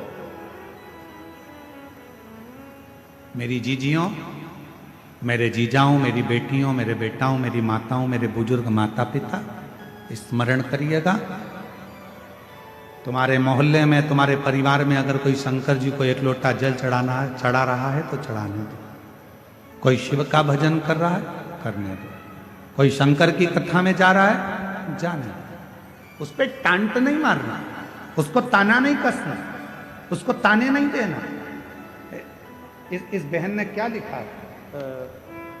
इस बहन ने इस पत्र में लिखा ना कि मेरे जब 22 साल की लड़की मेरी चली गई तो लोगों ने ताना देना प्रारंभ करा। आप कहते हो कि शंकर के मंदिर जाओ, मैं शिव जी के मंदिर जाना चालू करी और मेरे गांव के लोग, मेरे मोहल्ले के लोग मुझे ताना देने लगे। बताओ, 22 साल की लड़की चली गई और ये मंदिर जा रही है, शंकर के मंदिर में जल चढ़ाने जा रही है। निवेदन है, कोई ताना मत दीजिए, कोई अपशब्द मत कहिए। क्यों? तुम तो ताना दोगे, पर उस ताने का जवाब जो दुखी है वो कभी नहीं देता। उस ताने का जवाब तो जिसका वो भजन करती है वो देता। गांव के लोग कहते थे 50 वर्ष की अवस्था होने वाली है, क्या क्या औलाद होगी? क्या वो 22 साल की लड़की वापिस आएगी? पर उसके यहां देर है, अंधेर नहीं। और वो जब कृपा करता है तो छप्पर फाड़ कर दे देता है। जब क्या हो सकता है, क्या दे सकता है? मेरा नाम दुर्जय था, ब्रह्म राक्षस कह रहा है मेरा नाम दुर्जय था। कोई मंदिर जाता था तो ताने देता था, कोई भगवान के भजन में जाता था तो उसको ताने देता था। मंदिर जाने के लिए मैं उनको रोक लेता था, कह देता था क्या करोगे मंदिर जाकर, क्या रखा है शिव पुराण में, क्या करोगे शंकर की कथा सुनकर। ऐसे तो बहुत आते बहुत जाते, दिन रात मैं शंकर की निंदा, मंदिर की निंदा, शिव पुराण की निंदा, शंकर के भक्त की निंदा दिन भर करता था। आखिरी में मेरे शरीर में एक रोग लग गया और वो रोग इतना बढ़ता चले गया। एक रोग के साथ दूसरा रोग लग गया, दूसरे रोग के साथ तीसरा रोग लग गया। जो शिव की निंदा करता है, भगवान शंकर या भगवान शंकर के भक्त की अगर कोई निंदा करता है, शिव महापुराण की कोई निंदा करता है, आखिरी का उसका शरीर बहुत बेकार हो जाता है। शरीर इतना बुरा हो जाता है कि घर के लोग भगवान से प्रार्थना करते हैं कि इसको उठा लो, भुगत रहा है, अब उठा लीजिए, अब मत रखो इसको संसार में। शिव निंदा, देव ऋषि नारद ने शंकर भगवान की निंदा करी, बंदर का मुख लगा। भगवान विष्णु ने शंकर जी की निंदा श्रवण करी, घोड़े का मुंह लगा, हयग्रीव अवतार हुआ।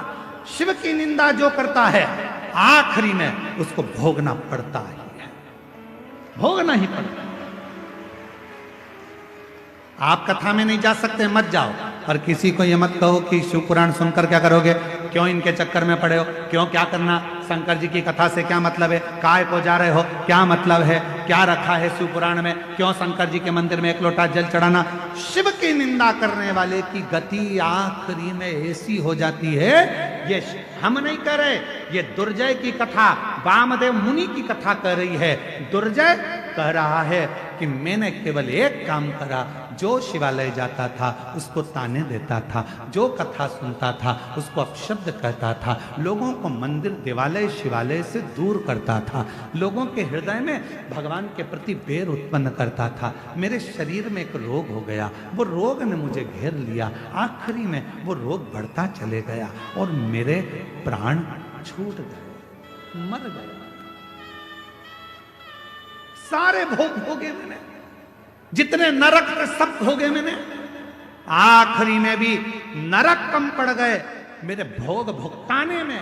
तो मुझे राक्षस बनाकर जन्म दे दिया और राक्षस बनकर मैं फिरता रहा। जब मैं राक्षस बनकर नीचे आ रहा था, उसी समय पर मुझे शंकर का गण नंदी मिला और नंदी से मैंने पूछा कि मुझसे बहुत बड़ी गलती हो गई, मेरा प्रायश्चित क्या होगा, मेरा शरीर कैसे छूटेगा, मैं इस राक्षस की योनि से कैसे छूटूंगा। तो नंदी ने कहा था, यदि कोई शंकर का भक्त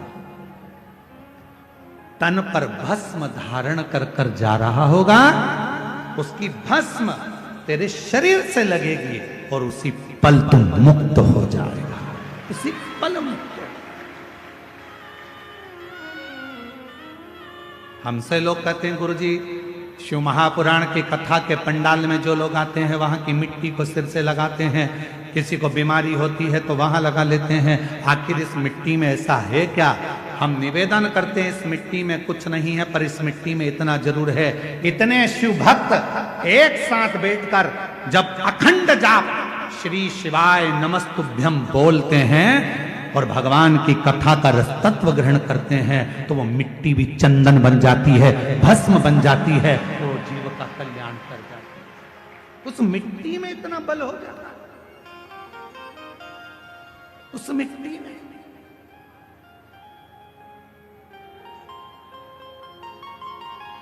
किसी के 10 साल बच्चे नहीं, किसी के 12 साल बच्चे नहीं, किसी के एक पत्र है,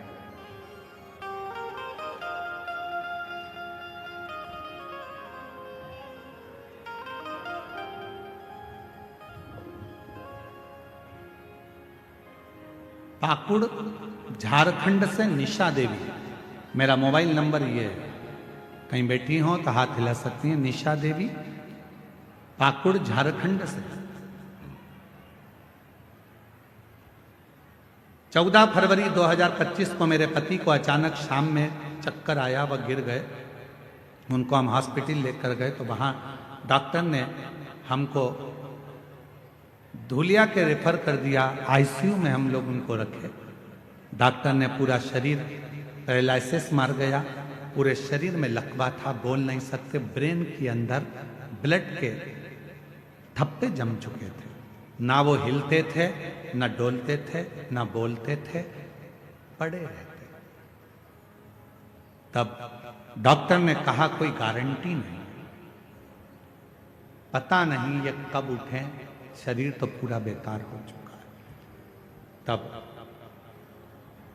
कैसे हो साहे? शिव जी के मंदिर भगवान शंकर को एक लोटा जल चढ़ाकर उसका जल लगाना प्रारंभ करा, बेलपत्र देना प्रारंभ करा। समझ नहीं आया कि करें तो करें क्या। तब मेरी मां ने कहा कि हमारे नजदीक में एक माता जी रहती हैं, वो एक शिव पुराण की कथा में गई थी, उसकी मिट्टी लेकर आई, उसकी मिट्टी लेकर आई है। मैं दामाद के लिए वो मिट्टी लेकर आ रही हूं। मेरी मां दामाद के लिए मिट्टी लेकर आई, शरीर पर हमने उसी मिट्टी को ले जाकर लगाना चाहा, पर डॉक्टरों ने मना कर दिया। चुपचाप से अपने कपड़े में मिट्टी को लगाकर दामाद के पास मेरी मां मिलने के लिए गई और अपना साड़ी का पल्लू दामाद के पूरे शरीर पर लगा दिया। 15 मिनट के बाद शरीर में हलचल होना प्रारंभ हो गई, शरीर में हलचल होना प्रारंभ हुई। आईसीयू में भर्ती थे। धीरे धीरे बाबा की ऐसी कृपा हुई, डॉक्टर तो बोले थे ये कभी जिंदगी में चल पाएंगे ना चल पाएंगे, समझ पाएंगे ना समझ पाएंगे। आज मैं उनका पूरा फोटो लगा रही हूं कि पूरी ठीक होकर बाबा की कृपा से, शंकर की कृपा से, आज बाबा की करुणा से पूर्ण तरह से उठ बैठ गए। ये शिव क्या है, शिव की रज में क्या है, शंकर की कथा में क्या है, शिव महापुराण में क्या है, सीहोर के रुद्राक्ष में क्या है, कंकर शंकर की पूजा में क्या रखा है, कुबरेश्वर धाम में क्या है, बाबा बैद्यनाथ की धरा पर। ये तो आपको बाद में मालूम पड़ेगा जब पूरी 7 दिन की कथा हो जाएगी। आप जब अपने घर जाओगे और घर जाने के बाद 3 महीने के अंदर मालूम पड़ेगा कि तुमने कथा में जो मांगा था मेरे बाबा ने तुम्हें दिया कि नहीं दिया। ये बाद में मालूम पड़ेगा। और फिर निवेदन करूं, जब तुम्हारे नजदीक में कथा हो तो पत्र लिखकर भेजने की तैयारी रखना कि मेरे बाबा ने मुझे जो मांगा था, मैंने बैद्यनाथ जी की धरा पर, मेरे बाबा ने मुझे छप्पर फाड़ कर दे दिया, मेरे बाबा ने करुणा कर। यहां शिव महापुराण की कथा में बैठने के लिए विवाद मत करो, आगे बैठने के चक्कर में झगड़ा मत करो, समय मत निकालो, जहां जगह मिल जाए। हम क्यों इन साउंड वाले से लड़ते हैं? क्या हमको शौक पड़ता है कि हम माइक वाले से लड़ें झगड़ें, हम उनको चिल्लाएं? उसका केवल एक कारण होता है, हमको दिक्कत एक ही चीज की होती है कि आप इतनी दूर दूर से 500 600 किलोमीटर दूर से आते हो, धक्के खाकर आते हो, बड़ी मुश्किल से जगह मिलती है और आपको अगर सुनने को भी नहीं मिले तो हमारा भी दिल दुखता है, इसलिए हम इनको चिल्ला देते हैं। हमें शौक नहीं चढ़ रहा कि हम इनको डांटें चिल्लाएं, इनका भी फर्ज बनता है कि ये लाखों की भीड़ केवल सुनने के लिए आती है, महाराज तो दिखता ही नहीं है, नजर ही नहीं आता सियोर वाला महाराज है कहां। केवल एक आस लेकर, विश्वास लेकर लोग यहां पहुंचते हैं और विश्वास के साथ हम भी कहते हैं कि मेरा कुबेरेश्वर बाबा इस वैद्यनाथ बाबा के दरवाजे से तुमको खाली नहीं भेजेगा, झोली भर कर जरूर भेजेगा। जो जैसी भावना लाया वो वैसा ही फल पाया, नहीं खाली उसे लौटाया वो मन ही मन हर्षाया, और कर दिया माला माल काशी वाले लुटा दिया भंडार काशी वाले। वो जिस कामना से आप आए हो, जिस भाव से आप आए हो, जिस विश्वास के साथ आप आए हो, हमारे भरोसे नहीं, आप देवघर वाले के भरोसे आए, आप बाबा के भरोसे आए, आप हमारे भरोसे नहीं।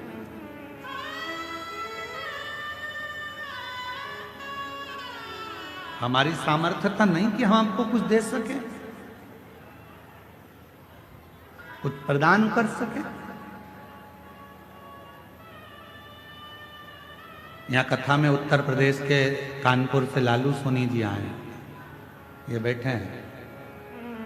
एक बार हमने इनसे कहा, क्यों लालू भैया तुम रोज ग्रुपों में व्हाट्सएप पर बाबा की रोज थोड़ी थोड़ी कथा रोज डालते हो, लोग सुनते हैं, तुम्हारे को ऐसी भाव अंदर से कैसे आ जाता है?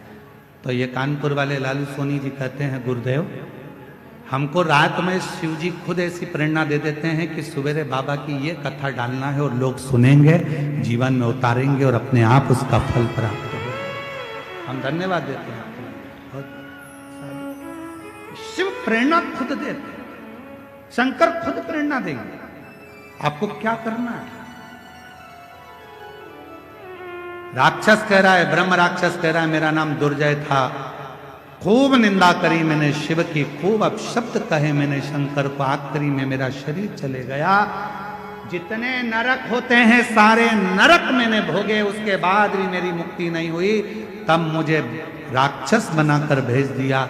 राक्षस बनने के बाद जब मैं आ रहा था मुझे नंदी दिखे, बाबा नंदी से पूछा कि मेरी मुक्ति कैसे होगी, तो कहा कोई शंकर का भक्त अपने तन पर भस्म लगाएगा, वो भस्म तेरे शरीर को छुएगी और वो भस्म तुझे राक्षस योनि से मुक्ति दे देगी। बस हे वामदेव जी, आपके शरीर की भस्म मुझे छू गई और छूते से ही आज मेरी मुक्ति हो गई। रज छूते से छूकर क्या मिलता है? शिव उपासना कर रही है, भगवान शंकर का चरित्र कर रहा है। इसीलिए शिव तत्व कहता है भोजन भजन व्यापार और मिलन, चार चीजें हैं। आप भी बोलिएगा साथ में, भोजन भजन व्यापार और मिलन, ये चार हमेशा प्रसन्नता में करना चाहिए, चेहरे पर स्माइल होना चाहिए। भोजन करते समय अपने चेहरे पर मुस्कुराहट रखिए, क्रोध नहीं, गुस्सा नहीं, चिड़चिड़ नहीं, अपशब्द नहीं। भोजन करते समय अपने मन को इतना पवित्र रखो कि चेहरे पर प्रसन्नता रहे। आधे से ज्यादा लोग जब भी भोजन करने बैठते हैं, सास के सामने थाली गई, सास का मुंह भगोना हो गया, बेटे के सामने भोजन गया, उसका मुंह फूल गया, ससुर खाने बैठा, उसका मुंह फूल गया, पति जी मने बैठा, पति का मुंह फूल गया, जेठानी कुछ करने बैठी, चाय पीने बैठी, इतनी शक्कर डाल दी, इतनी पन्ना दी, ऐसा कर दिया, वैसा, आधी चाय तो वहीं खराब हो गई। चाय वहीं खराब हो गई। स्वाद से बनाई थी, प्रेम से बनाई थी, बोलते से बेकार हो गई, खराब। भोजन करते समय अपने चेहरे पर बोलो बोलो जम के स्माइल रखिए, मुस्कुराहट रखिए। दूसरे नंबर पर भजन करते समय, कथा सुनते समय, भगवान के मंदिर जाते समय, एक लोटा जल चढ़ाते समय अपने चेहरे पर पूरी पूरी स्माइल रखिए, फुल स्माइल, फुल। फोटो खिंचवाएं आप लोगों ने? अरे बोलो तो जम के खिंचवाएं फोटो। फोटो वाले के दुकान पर कितने भी तैयार होकर चले जाओ, फोटो वाले की दुकान पर कितना भी मेकअप कर कर चले जाओ, आखिरी में फोटो वाला जब फोटो खींचने खड़ा होता है, कैमरा लेता है, बटन दबाता है, बटन दबाते समय आपसे एक बात कहता है। जब आप सिर पे पल्लू डालकर बैठ जाती हो तब फोटो वाला बोलता है, मां स्माइल प्लीज। बोलो बोलता है कि नहीं बोलता? क्यों बोलता है?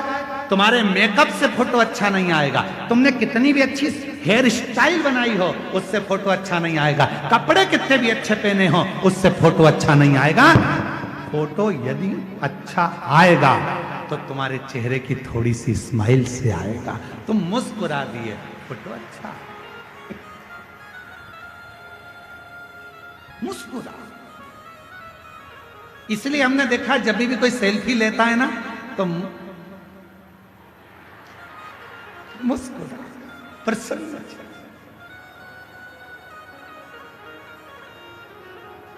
एक बार कानपुर में कथा करने गए थे तो वहां एक बूढ़ी माता जी डंडा टेक कर, उनका फोटो वीडियो भी बहुत चला है, और अगर नहीं भी चला होगा तो हम आपको कभी भेज देंगे वो बूढ़ी माता जी का।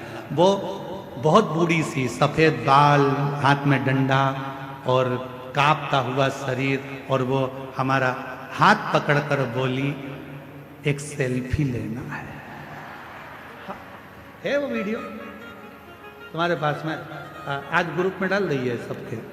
एक बूढ़ी माँ, वो डंडा हाथ में और हमारा हाथ पकड़कर एक सेल्फी लेना। अब मुंह में दांत नहीं, शरीर में आंत नहीं, हाथ धूज रहे।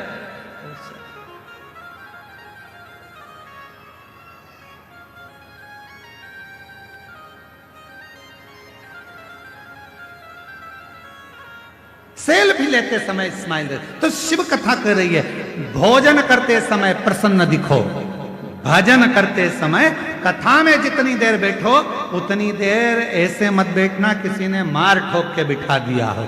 कथा में बैठना तो बड़ी प्रसन्नता में बैठना। मेरे बाप के घर आई हूं, अपने पापा से कहने के लिए आई हूं, मैं अपने बाबुल से बात करने आई हूं, बाबा से बोलूंगी, भोला सब दुख काटो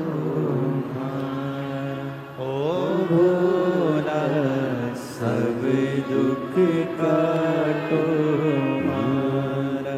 शिव शंकर जपू तेरी माला भोले बाबा जपू तेरी माला ओ भोला सब दुख काटो मारा। अपने पिता से कहने के लिए आए, बाबुल से कहने। तो शास्त्र कह रहा है, भोजन करते समय चेहरे पर प्रसन्नता रखो, भजन करते समय चेहरे पर प्रसन्नता रखो।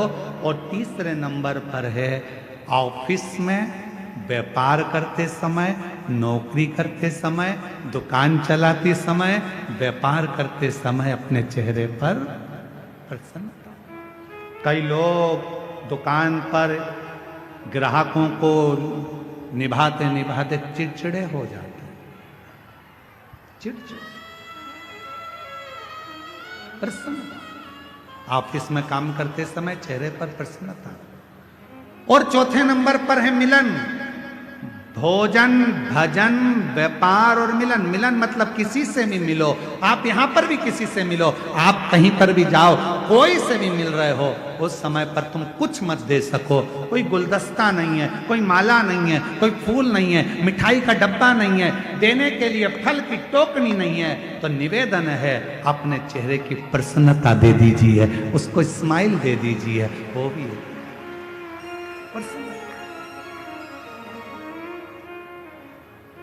प्रसन्नता। सती मैया ने बस अपने पिता से क्या मांगा था? माता सती अपने पिता से कुछ नहीं मांगी थी, केवल इतना ही मांगा था कि मेरे पति का सम्मान करो, मेरे पति का आदर करो। माता सती ने केवल इतना ही मांगा और कुछ भी नहीं।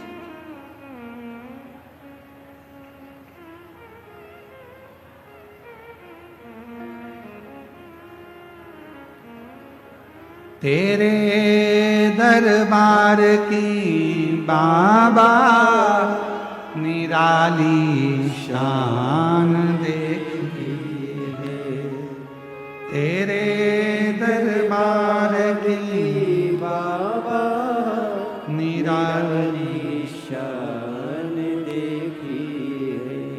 तुझे देते नहीं देखा, पर झोली भरी देखी है।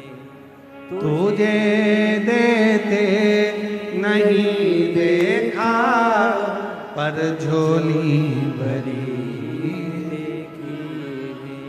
मुख दुनिया मोड़ेगी बाबा तू खेड़ा मोड़। मुख दुनिया मोड़ेगी बाबा तू खेड़ा मोड़। मेरी लगी परी तीनों बाबा तू मेरा। उससे प्रेम स्नेह याद रखना।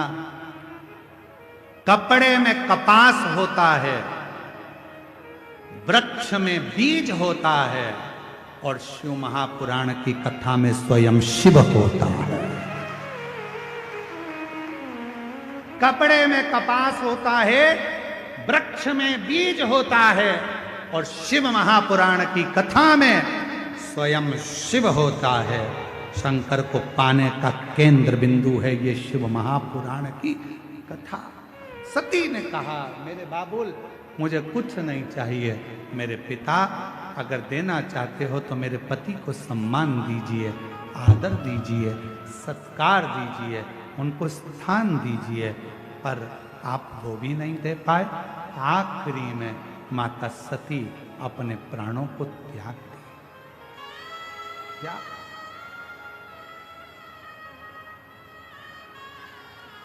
तन पर भगवान शंकर ने अपने कंधे पर माता सती के शव को रख लिया।